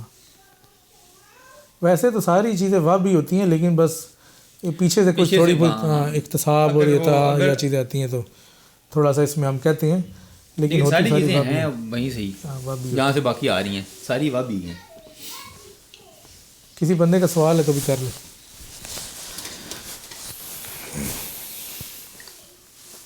کیا بغیر پیر کے انسان اللہ کو نہیں پا سکتا؟ محمد ابرار صاحب کہہ رہے ہیں. جی پیر تو ایک پاکستانی ٹرم ہے، آپ اس کو شیخ کہیں گے جو آپ کو کسی طریقت میں، استاد کہہ لیں اس کو، جو آپ کو طریقت میں باقاعدہ طور پہ گائیڈ کر سکے. اگر تو وہ پیر بھی پیر ہونے کے لائق ہے تو پھر تو بڑی اچھی بات ہے. لیکن زیادہ تر پیروں کا مسئلہ یہ ہے کہ آج کل کے وہ پیر کم ہیں اور گدی نشین یا اس طرح کے زیادہ ہیں. تو اگر آپ کو ٹھیک بندہ مل جائے تو پھر تو بڑی اچھی بات ہے. انسان اللہ کو نہیں پا سکتا. اللہ سے مراد یہی ہے کہ اللہ کے راستے کو پانا ہے تو اللہ والوں سے ہی آپ پتہ کر سکتے ہیں. خود سے کریں گے تو پھر تو نہیں، مشکل ہو جائے گا. اصل میں جو راستے پہ چلا ہوا ہے پہلے، وہی آپ کو وہ راستہ بتا سکتا ہے نا. جو آپ نیا جو سالک اسی کو ہی کہتے ہیں، جو بندہ پہلے چلا ہوا ہے وہ آپ کو بتائے گا جا کہ یہ اس میں یہ ہرڈلز ہیں، یہ مشکلات ہیں، کہاں سے آپ نے کیسے یہاں سے گزرنا ہے. تو بس وہ استاد ہوتا ہے آپ کا، جو آپ کو بتا، استاد ہوتا ہے، پیر شیخ، اس کو جو بھی کچھ بھی کہہ لیں، وہ ضروری ہے. شیخ اکبر کے نزدیک بہت ضروری ہے. اگر آپ اس کے بغیر کریں گے شیطان فوراً سے آپ کو اپنے قابو میں کر لے. کوئی مطلب جیسے انہوں نے کہا تھا کہ گھوڑا ہے نا، گھوڑا اگر بغیر اس کی لگام نہ ڈلی ہو، اس کے اوپر کوئی نہ بیٹھا ہو تو اس کی کوئی سمت متعین نہیں ہوتی. وہ جہاں جدھر چاہے منہ کر کے بھاگنا شروع کر دیتا ہے. جب اس کے اوپر لگام ڈلی ہوتی ہے، کوئی اس کو قابو کرنے والا ہو، تو قابو کرنے والا پھر اس کو ایک سمت متعین کرتا ہے. جس طرف وہ موڑے گا تو اسی طرف وہ جائے گا، جس طرح سے اس کو سمجھائے گا تو اسی طرح سے وہ چلے گا. تو یہ ہے ساری اس کی. مرزا جیل میں جو اولیاء کے بارے میں غلط فہم کرتا ہے، اس کے بارے میں کیا کیا جائے؟ کیا کریں؟ وہ تو کسی کو بھی نہیں چھوڑتا جی. آپ اولیاء کو خالی رو رہے ہیں. اس نے تو نہ کسی فرقے کو چھوڑا ہے، نہ کسی جماعت کو چھوڑا ہے. وہ کتابیں اٹھاتا ہے اور جو اس کو سمجھ میں آتا ہے تو اس کے بعد وہ بندہ کہہ دیتا ہے کہ جی دیکھیں ہم نے تو اس طرح سے کہا ہے اور انہوں نے اس طرح سے کہا ہے. تو وہ اس کے بارے میں تو کچھ نہیں کیا جا سکتا. جو اس نے کرنا ہے اس نے کرنا ہی ہے. تو یہ تو اسی طرح سے ہی ہے. باقی یہ ہے کہ آج کل کے دور میں زیادہ تر جو لوگ ہیں وہ عقل پرست ہیں. تو عقل کی بات جو بھی کرتا ہے وہ ان کو اٹریکٹ کرتی ہے. تو اس میں ایک مرزا جیل میں بھی ہے، باقی لوگ بھی ہیں. تصوف کا رائے طریقت جو ہے یہ عقل کے برخلاف ہے. یہ مطلب آپ نے اس پہ عقل پہ نہیں چلنا ہوتا، شیخ کے حکم پہ یا اللہ تعالیٰ کے حکم پہ چلنا ہوتا ہے. جیسا نبی جو اپنی عقل سے آپ کو کچھ نہیں بتاتا، اللہ کے حکم سے ہر چیز بتاتا ہے. اسی طرح جو کاملین میں سے اولیاء ہوتے ہیں وہ بھی اللہ تعالیٰ کے حکم پر چلتے ہیں، نہ کہ اپنی عقل پر. تو ظاہری بات ہے کہ اگر آپ کے پاس وہ درجہ نہیں ہے تو آپ اس شخص کے پیچھے کس طرح چل سکتے ہیں. جس طرح حضرت خضر اور حضرت موسیٰ علیہ السلام والا واقعہ ہے کہ انہوں نے 3 کام کیے تو حضرت موسیٰ نے تو تینوں دفعہ اعتراض کیا. عقل سے تو اعتراض بنتا تھا کہ یہ کیوں کر دیا، وہ کیوں کر دیا. تو پھر انہوں نے کہا کہ میں بعد میں تمہیں آخر میں بتاؤں گا کہ کیا وجہ تھی جس پر تم جو ہے وہ صبر نہیں کر سکے. تو یہ مسئلہ یہ ہے کہ زیادہ تر دنیا چونکہ عقل پرست ہے اور جو ہمارا نصاب ہے، تعلیم ہے، اس کی وجہ سے لوگوں کو عقل جو ہے لوگوں کی عقلوں کو نکھارا جا رہا ہے اور ان کو یہ بتایا جا رہا ہے کہ عقل ہی سب کچھ ہے. تب آپ عقل کی حکمیت قرار دیں گے تو پھر عشق تو دوسرا نہیں ہے، لیکن جو دوسرے ذرائع ہیں وہ تو بڑے نیچے دب گئے ہیں. تو ان کی جو بھی بات کرے گا تو فوراً سے اس پہ اعتراض کر دیا جائے گا کہ یہ دیکھیں گے کیا بے عقلوں جیسی بات کر رہا ہے. حالانکہ وہ بات جو ہوتی ہے بڑی اعلیٰ درجے کی ہوتی ہے لیکن اس کو سمجھتا کوئی ہے. اولیائی تحت قبائی لا یعرفہم سوائی، کہ میرے اولیاء میری قبا میں ہیں، انہیں میرے سوا کوئی نہیں جانتا. یہ ایک کامنٹ آیا ہے. اور جناب یہ کہہ رہے ہیں من طلب وجدہ و من وجدہ طلبہ، یہ بھی ٹھیک ہے، جو کوئی طلب رکھتا ہے تو وہ پا لیتا ہے. شیخ کے بنا ایڈریس کیسے پتہ لگے گا بھائی؟ شیخ کا اسی طرح سے ہی ہے جس طرح کہ نبی کے بنا آپ جو ہے مطلب آپ ساری زندگی لا الہ الا اللہ کرتے رہیں، محمد رسول اللہ نہ کہیں، تو کیا آپ سمجھتے ہیں کہ آپ مسلمان ہو سکتے ہیں؟ آپ مسلمان نہیں ہو سکتے. آپ موحد ہو سکتے ہیں، توحید کے آپ قائل ہیں، لیکن شریعت کے آپ قائل نہیں ہیں جب تک کہ آپ محمد الرسول اللہ پورا نہیں پڑھیں گے. تو شیخ جو ہے وہ بھی آپ سمجھ لیں کہ اسی طرح ہی ہے کہ آپ شیخ کے بغیر طریقت میں چلنے کی کوشش کریں گے، آپ چلتے رہیں تو طریقت میں آپ چل تو سکتے ہیں، لیکن جس طرح سے شریعت کے بغیر مسلمان نہیں اسی طرح ہو سکتا، اسی طرح طریقت میں شیخ کے بغیر جو ہے کوئی بندہ اس کو پراپر مرید اور سالک نہیں ہو سکتا. وہ شیطان اس کو فوراً سے اپنے قابو میں کر لے گا اور وہ فوراً سے اس کو بھٹکا دے گا یا کسی اور طرف لگا دے گا. ہم نے تو اپنی آنکھوں سے ایسے بندے دیکھے ہیں کہ جنہوں نے شیطان جنہوں نے اس چیز کا انکار کیا کہ شیخ کی ضرورت نہیں ہے، ہم خود ہی سب کچھ اپنا کر لیں گے اور اپنے علم سے چل لیں گے، تو پھر اس کا ایٹ دی اینڈ نتیجہ یہی دیکھا کہ شیطان نے جب دیکھا کہ یہ تو سواری میرے لیے تیار ہے اور بندہ محنت بھی کر رہا ہے، تو وہ سوار ہو گیا اور پھر جدھر لے گیا تو یہ چل پڑے. شیخ کے بنا ٹھیک ہے جی، جزاک اللہ. ولید خان صاحب یعنی جو پتہ نہیں خود کو ایک لاش کی طرح شیخ کے حوالے کر دے. یہ طریقت میں اسی طرح کہا جاتا ہے کہ جو بندہ جو ہے مرید کو یہی چاہیے کہ وہ شیخ کے سامنے ایسے ہو جائے، غسال کے سامنے میت ہوتی ہے، لیکن بڑا مشکل کام یہ مقام ہے، اس طرح بندہ ہو نہیں سکتا. کوشش کرے گا کہنے کے لیے بڑی اچھی بات ہے، کہنے کے لیے تو اچھی ہے، لیکن جب یہ پریکٹیکل میں جائے نا بندہ تو پھر بہت مشکل کام ہے. یہ بڑا مشکل کام ہے. یہ سمجھنے کہ سب سے اعلیٰ مقام ہے، اس سے اوپر کچھ نہیں ہو سکتا، لیکن یہ بہت مشکل ہے. شیخ ہے مجھے صرف آپ کو راستے پر چلنے کی ہدایت اور شرائط سمجھاتا اور عطا کرتا ہے، اور عملی طور پر پروسیس سے آپ کو خود ہی گزرنا ہوتا ہے. ظاہری بات ہے، یہ تو نہیں شیخ آپ کو آگے لے کے چلے گا، انہوں نے تو صرف بتانا ہے آپ کو یہ رستہ ہے، چلے گا تو خود ہی نہ پتا. یہ تو نہیں کہ اس کو اٹھا کے کندھے پہ گود میں اٹھا کے تو نہیں چلائے گا، کندھے پہ اٹھا کے تو نہیں لے جا سکتا نا، تو وہ تو چلنا تو بندے نے خود ہی ہے. تو اس وجہ سے آپ نے چلنا خود ہی ہے، صرف شیخ نے آپ کو بتانا ہے اور گمراہ ہونے سے بچانا ہے. گدی نشینوں میں بھی اصل شیخ ہو سکتے ہیں، اسٹیٹس بھی ایجاب ہے. ہو سکتے ہیں، ضروری تو نہیں ہے کہ گدی نشینوں میں نہ ہو بھی سکتے ہیں. ڈھونڈنا پڑے گا آپ کو، کیونکہ اب یہ تو نہیں کہا جا سکتا کہ گدی نشینوں میں نہیں ہو سکتا، ڈھونڈ بھی سکتے ہیں آپ. انہوں نے لکھا اسٹیٹس بھی ایجاب ہے، انہوں نے ایک اور ایجاب کا اضافہ کر دیا. یہ بھی واقعی ایجاب اسٹیٹس ہو سکتے ہیں، لیکن یہ تو بندے کے بندے تو ویری کرتا ہے. اب یہ تو جو بندہ اسی پہ دیکھ کے بات ہو سکتی ہے، جو بھی بندہ دیکھنے جا رہا ہے ڈھونڈ رہا ہے تو اس کو خود ہی اندازہ ہونا چاہیے، لیکن کم ہی ہے. مطلب اس طرح سے نہیں ہے. کیوں دیکھیں نا، اگر وہ گدی نشینوں میں گدی چھوڑ دے گا، وہ کہے گا مجھے ضرورت ہی نہیں ہے، اللہ یہ کہ اللہ تعالیٰ کی طرف سے حکم ہو، وہ اور چیز ہے. ولید خان صاحب کہہ رہے ہیں بے شک. رانا مبشر صاحب، پہلے میں شامل نہیں ہوتا تھا، آج پہلی دفعہ شرکت کی ہے، بہت معلومات ملی ہیں، انشاءاللہ آئندہ مسلسل شرکت کیا کروں گا. ویلکم جی رانا صاحب. چلیں جی، ایک اور بندے کا اضافہ ہو گیا آج. رانا مبشر صاحب، آپ ہماری ویڈیوز جو ہیں یہ اس کے بعد بھی پڑی رہیں گی یوٹیوب پہ، ہم اس کو ایڈٹ کر کے اچھی ویڈیو ڈالیں گے، تو آپ ادھر بھی دیکھ سکتے ہیں. پرانی ویڈیو ساری پڑی ہیں، وہ بھی آپ دیکھ سکتے ہیں، اور لائیو آئیں گے تو سوال جواب بھی ہیں. بھائی جان آپ پریشان نہ ہوں، مرزا جرمی کا جو تقاضا ہے وہی کر رہا ہے. ٹھیک ہے جناب. عمر فاروق صاحب، تیمور عرب ابن عربی کو پڑھنے کے لیے کہاں سے سٹارٹ کیا جائے؟ کوئی ریکمینڈڈ بکس اگر آپ سجیسٹ کر سکیں یا کوئی اور ایڈوائز. آسان کتابوں سے سٹارٹ کر لیں آپ. پہلے 101 حدیث پڑھیں گا کہ سب سے آسان ہے، جو 101 حدیث پڑھ لیں، تدبیرات الہیہ پڑھ لیں، اور معرفت قیامت پڑھ لیں، فتوحات مکیہ کے آخری باب پڑھ لیں. اس کے بعد آہستہ آہستہ ساتھ کوئی صحبت رکھیں جو لوگ آپ کو سمجھائیں بھی. شیخ اکبر کو پڑھنا مسئلہ نہیں ہے، سمجھنا مسئلہ. ہلکا باب آپ کا وہ ہونا چاہیے جو ابن عربی رحمۃ اللہ کو پڑھنے والے اور سمجھنے والے ہیں، تب آپ کو مزید سے مطلب خالی پڑھنے کا کوئی فائدہ نہیں ہے. اگر آپ پڑھیں گے اور کو سمجھیں گے نہیں تو پھر پڑھیں گے اور غلط سمجھیں گے، اس کا بھی کوئی فائدہ نہیں ہے.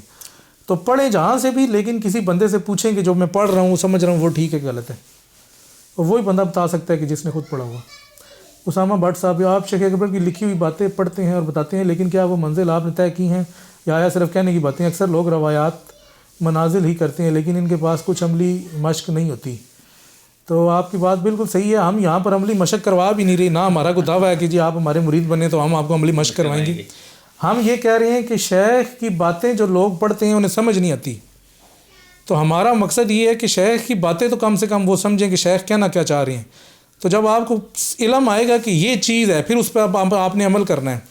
تو جب آپ کے پاس علم ہی غلط ہوگا تو آپ عمل کریں گے تو کیا ٹھیک کر لیں گے. تو ہمارا مقصد یہ ہے کہ آپ کے پاس درست علم آئے, اس کے بعد آپ اپنے شیوخ کے پاس جائیں اور ان سے کہیں کہ جی آپ عملی مشقیں کروائیں, یہ ہم نے شیخ کی باتیں پڑھی ہیں, سنی ہیں, اور اس طرح سے ہوتا ہے. ان کی تعلیمات ہمارا جو ابن عربی فاؤنڈیشن کا جو مین مقصد ہے وہ ابن عربی رحمۃ اللہ علیہ کی تعلیمات کو عام کرنا ہے, تاکہ وہ اس کو سمجھ کر اپنے جو شیوخ ہیں ان کے پاس جا کر وہ اپنی منازل طے کریں. ہاں, ہم یہاں پر لوگوں کی منازل طے نہیں کروا رہے, ہم کوئی بھی نہیں کروا رہے. نام یہ دعویٰ کر رہے ہیں کہ ہم لوگوں نے یہ خود منازل طے کی ہوئی ہیں, اگر کی بھی ہیں تو وہ ہم تک ہے, وہ ہماری اپنی اندر کی بات ہے, وہ آپ سے تو ابھی شیئر نہیں کر جو ہماری اندر کی منازل ہم نے طے کی ہیں مشقوں سے یا عملی, وہ تو نہ ہم شیئر کرتے ہیں ادھر اور نہ ہی ہم آپ کو اس طرف بلاتے ہیں. اس کی وجہ یہ ہے کہ ہمارے نزدیک جب تک آپ کسی سلسلے میں نہیں ہیں آپ کی کوئی منزل کوئی بھی طے نہیں ہو سکتی.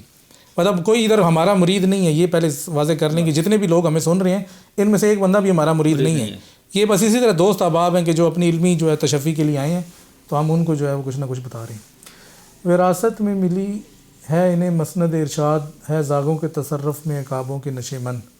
علامہ محمد اقبال صاحب کا شعر ہے گدی نشینوں کے حوالے سے. محمد عمران صاحب کہہ رہے ہیں کامل شیخ کے تصور اور یاد سے ہی ذکر روح جاری ہو جاتا ہے. آپ کی بات ٹھیک ہے کہ کامل شیخ کے تصور سے ہو تو جاتا ہے, لیکن اگر آپ ساری زندگی بس اسی پہ ہی گزارا کرتے رہیں گے تو پھر آپ کا کچھ بھی نہیں ہوگا.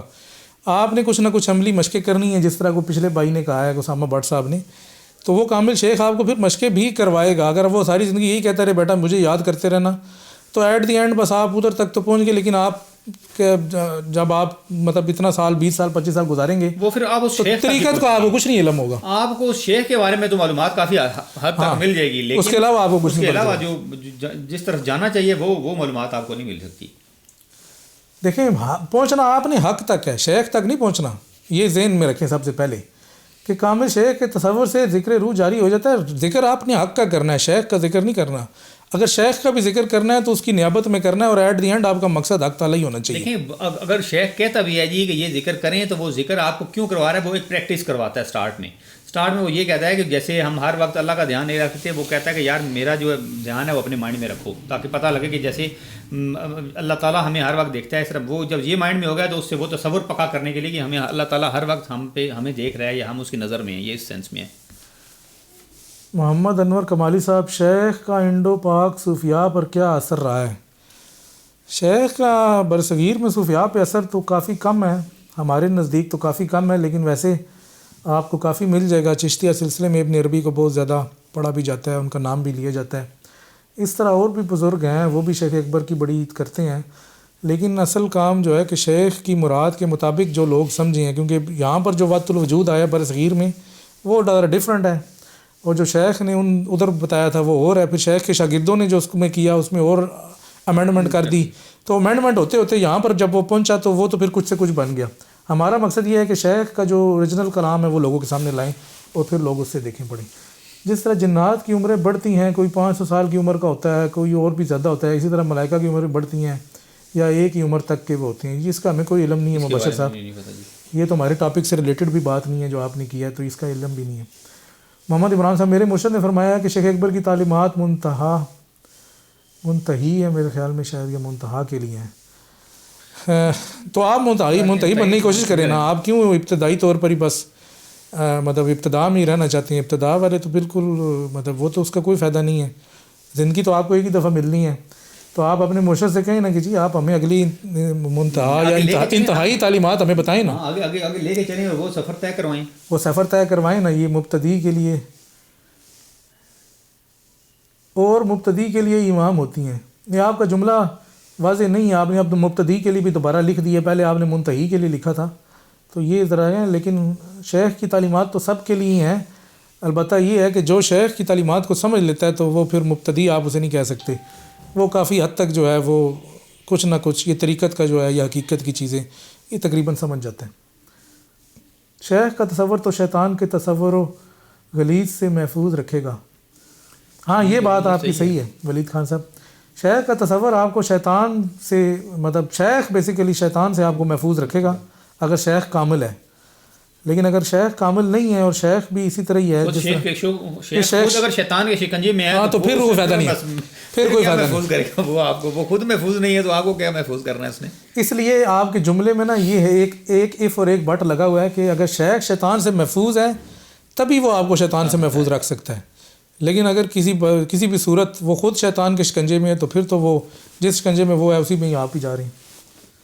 تو شیخ کی جو تلاش ہے نا، اسی وجہ سے شیخ کامل کہا جاتا ہے کہ جو کامل شیخ ہے وہی محفوظ رہتا ہے. شیخ اکبر کے فیوزات سے مستفیض گنے چنے لوگ ہی ہیں.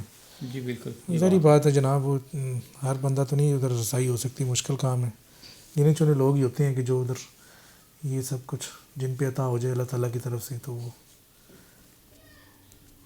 عمر صاحب نے کہا ہے کہ تصور شیخ سے بھی آگے بہت سی منازل ہیں جو سالک ہر لمحہ اور ہر لحظہ طے کرتا رہتا ہے تاکہ وہ اصل حقیقت تک رسائی حاصل کر سکے. یہ تصور شیخ تو ابتدائی منزل ہے نا، شروع کی ہے نا.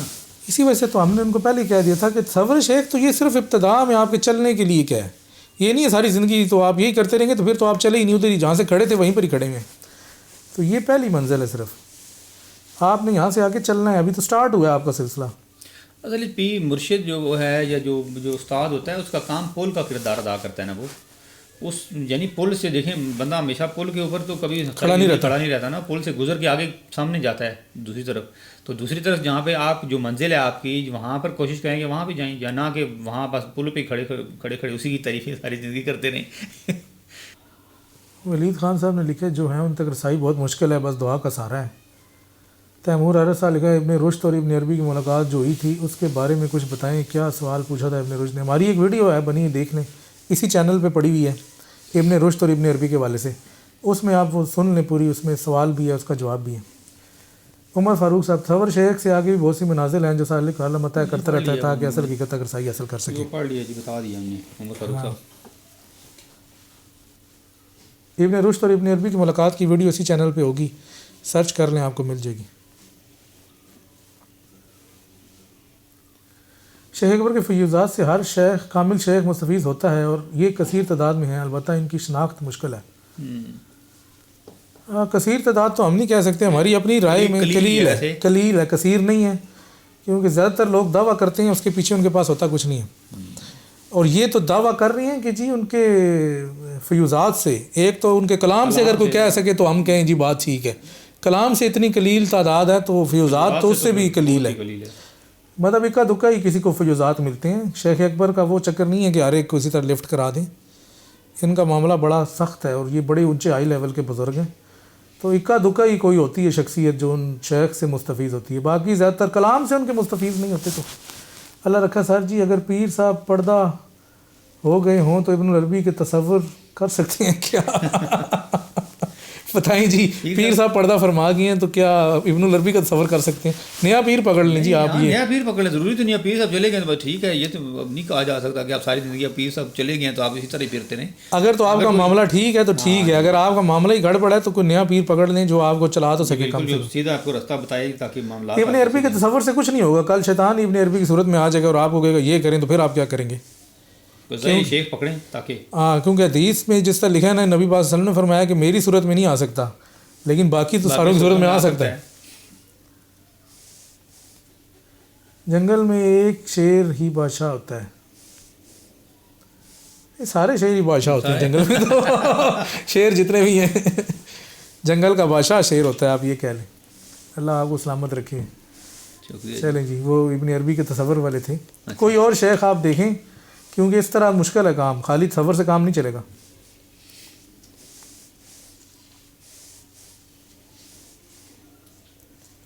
ہاں یہ ہے کہ آپ کوئی شیخ پڑھیں اور شیخ سے کہیں وہ ابن عربی کا تصور کریں تاکہ آپ تک کوئی چیز پہنچے ہیں. یہ بھی صحیح ہے. ہم نے کامل شیخ ہونے کی قید لگائی ہے. جی آپ کی بات بالکل صحیح ہے، کامل شیخ ہونے کی قید ہے، لیکن کثرت نہیں ہے میرے خیال میں، قلیل لوگ ہی ہیں اور کامل بھی قلیل ہی ہوتے ہیں. ابن عربی کے اقوال کے ساتھ اداکار کی تصویر ہوتی ہے ڈرامے والی، بس وہ دنیا اسی ڈرامے والے کو ہی سمجھتی ہے، اصل میں وہی اپنے مائنڈ پہ بنا لیتے ہیں کہ یہی ابن عربی ہیں. ہاں، تو اس وجہ سے وہ تصویریں لگا دیتے ہیں. شیخ اکبر کی تعلیمات کے جو اصل حقائق کو معرف ہیں، مثلا نیان ثابتہ اسماء الہیہ، ذات حقیقی، مجازی وغیرہ، پاکستان میں کتنے ایسے لوگ ہیں جو ان تک اصل حقیقت میں رسائی رکھتے ہوں گے. پاکستان چھوڑ دیں جی, دنیا کی بات کریں آپ, تو ایسے تو لوگ گنے چنے ہی ہوں گے. اگر ایسے لوگ گنے چنے ہیں جو ابن عربی کے علم تک رسائی نہیں رکھتے تو ان کے فیوزات کو پانا بہت آگے کی بات ہے, وہ تو بہت آگے کی بات ہے. عمر فاروق صاحب کا سوال تھا, کمنٹ ہی تھا. ہاں کمنٹ ہی تھا, مطلب وہ تو گھومے پھرے ہیں نا, اس وجہ سے ان کو پتہ ہے. یہ عمر فاروق صاحب اس میں بڑا گھومے پھرے ہیں, لوگوں کے پاس بہت گئے ہیں اور بڑے لوگوں سے انہوں نے اس طرح کے سوال کیے ہیں, تو ان کو پتہ چلا کہ یہ لوگ تو ان کو الف بے بھی نہیں پتہ, جانتے بھی نہیں ہیں کہ جو شیخ کا کلام ہی نہ سمجھ سکے تو اس کو ہم کس طرح کہہ سکتے ہیں کہ جی وہ ان سے مستفیض ہے. کیا فیض اس نے حاصل کیا کہ شیخ کی بات ہی نہیں سمجھ سکا. تو مستفیض تو بہت قلیل لوگ ہیں. تو میں خیال عمر فاروق صاحب نے کافی پڑھا ہوا ہے, اس وجہ سے فصول کم ہو رہی ہے, وہ ساری چیزیں انہیں کافی ادراک ہے ان چیزوں کا, اور ساتھ ان کا ایکسپیرینس بھی ہے نا جی اپنا ذاتی, مختلف جگہوں پہ گئے ہیں, مختلف بندوں سے ملے ہیں, ملاقاتیں کی ہیں, پھر وہ اندازہ ہو گیا کہ کتنا ایک ہے ورتھ باقی جتنے بھی دنیا کے اندر ہیں. اور ابن عربی رحمۃ اللہ علیہ کلام پڑھنے کے بعد پھر انہیں یہ ریئلائز ہوا کہ جی اس سے اوپر جو بندہ ان کو پڑھ لیتا ہے, پھر دوسری جو مرضی بک سامنے آ جائے نا, پھر اس سے آپ کو تشفی نہیں ہو سکتی. پھر آپ نے پڑھنا مڑ کے ادھر ہی اسی کو ہی ہے, پھر آپ نے ادھر ہی آنا ہے. ہاں جی, میرے خیال میں 2 بھی بج گئے ہیں, سوال بھی تقریباً اور ختم ہو گئے ہیں. اچھا یہ کیا جی, زیادہ لوگ کیا کرتے ہیں, ذکر قلبی میں مشغول ہیں. ٹھیک ہے جی.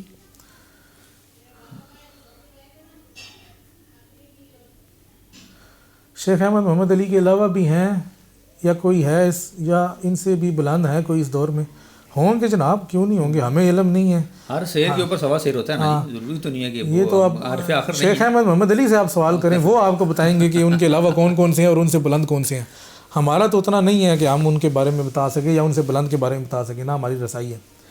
سر جی مل گئی ویڈیو, جزاک اللہ آپ دونوں کی اس بیٹھک کے لیے. چلیں بہت شکریہ. ویڈیو دیکھ لیں, آپ کو پورا سوال اور جواب جو ہے وہ پورا مل جائے گا. تو کسی بندے کا اور بھی سوال ہے تو کر سکتے ہیں, ابھی ہم ادھر ہی بیٹھے ہیں.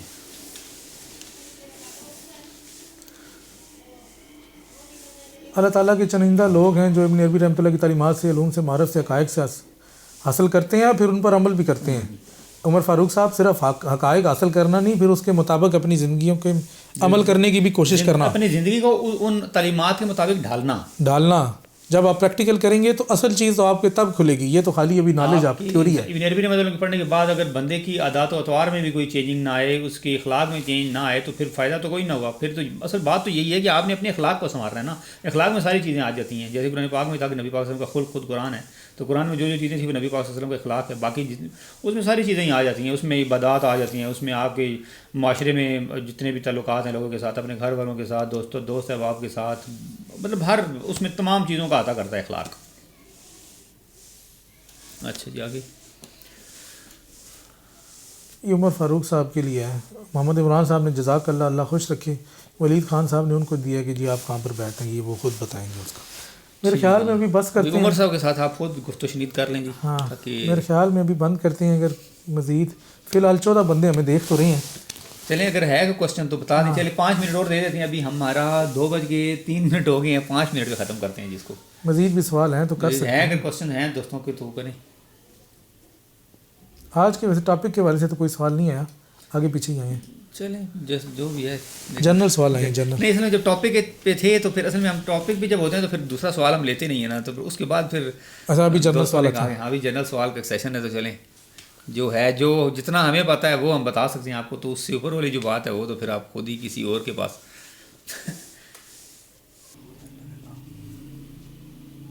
میرے خیال میں ختم ہی کرتے ہیں. لکھ رہی ہیں شاید فتوحات مکی کا پوچھ رہی ہیں. کیا پوچھا ہے؟ فتوحات مکیہ کے ترجمے کا یا شرح کا کوئی امکان ہے؟ فتوحات مکیہ کے ترجمے پہ کام ہم نے شروع کیا ہوا تھا, 4-5 جلدیں کی ہیں, 2 جلدیں شائع بھی کی ہیں. اصل بیچ میں کچھ اور بھی مطلب کام آ جاتا ہے نا, تو اس وجہ سے پھر بندہ کہتا ہے کہ چلیں وہ پھر ابھی رکا ہوا ہے کام. آپ لوگ سب مل کے دعا کریں کہ اللہ تعالیٰ ہمیں توفیق دے کہ فتوحات شیخ کا سب سے بڑی کتاب ہے, اس پہ بھی انشاءاللہ ختم کریں. تو اپنی اللہ رکھا. سر جی یہ کیا لکھا ہے, الرا ٹی وی کیا صحیح ہے, یہ کیا لکھا انہوں نے؟ یہ سوال آپ کو سمجھ نہیں آیا. اللہ رکھا ٹی وی کے بارے میں پوچھنا, ٹی وی چینل ہوگا کوئی تو نہیں, اس کے بارے میں ہمیں پتہ نہیں ہے. میں نے آپ کا سوال سمجھ نہیں آیا, دوبارہ سے کر لیں. محمد نبیل چشتی صاحب حق موجود، انہوں نے ایک کامنٹ کیا جی. اچھا جی، اپنی اس مجلس کو اختتام کرتے ہیں، دعائے مجلس خاتمہ پڑھ لیتے ہیں. اللہم اسمعنا خیرا واطلعنا خیرا وارزقنا اللہ العافیہ وادامها لنا وجمع اللہ قلوبنا علی التقوی ووفقنا لما یحب ویرضی. ربنا لا تؤاخذنا ان نسینا واخطانا ربنا ولا تحمل علینا اصرا کما حملته علی الذین من قبلنا ربنا ولا تحملنا ما لا طاقت لنا به واعف عنا واغفر لنا وارحمنا انت مولانا فانصرنا علی القوم الکافرین. آج کی نشست کے لیے ہمیں اجازت دیجیے. السلام علیکم ورحمۃ اللہ وبرکاتہ.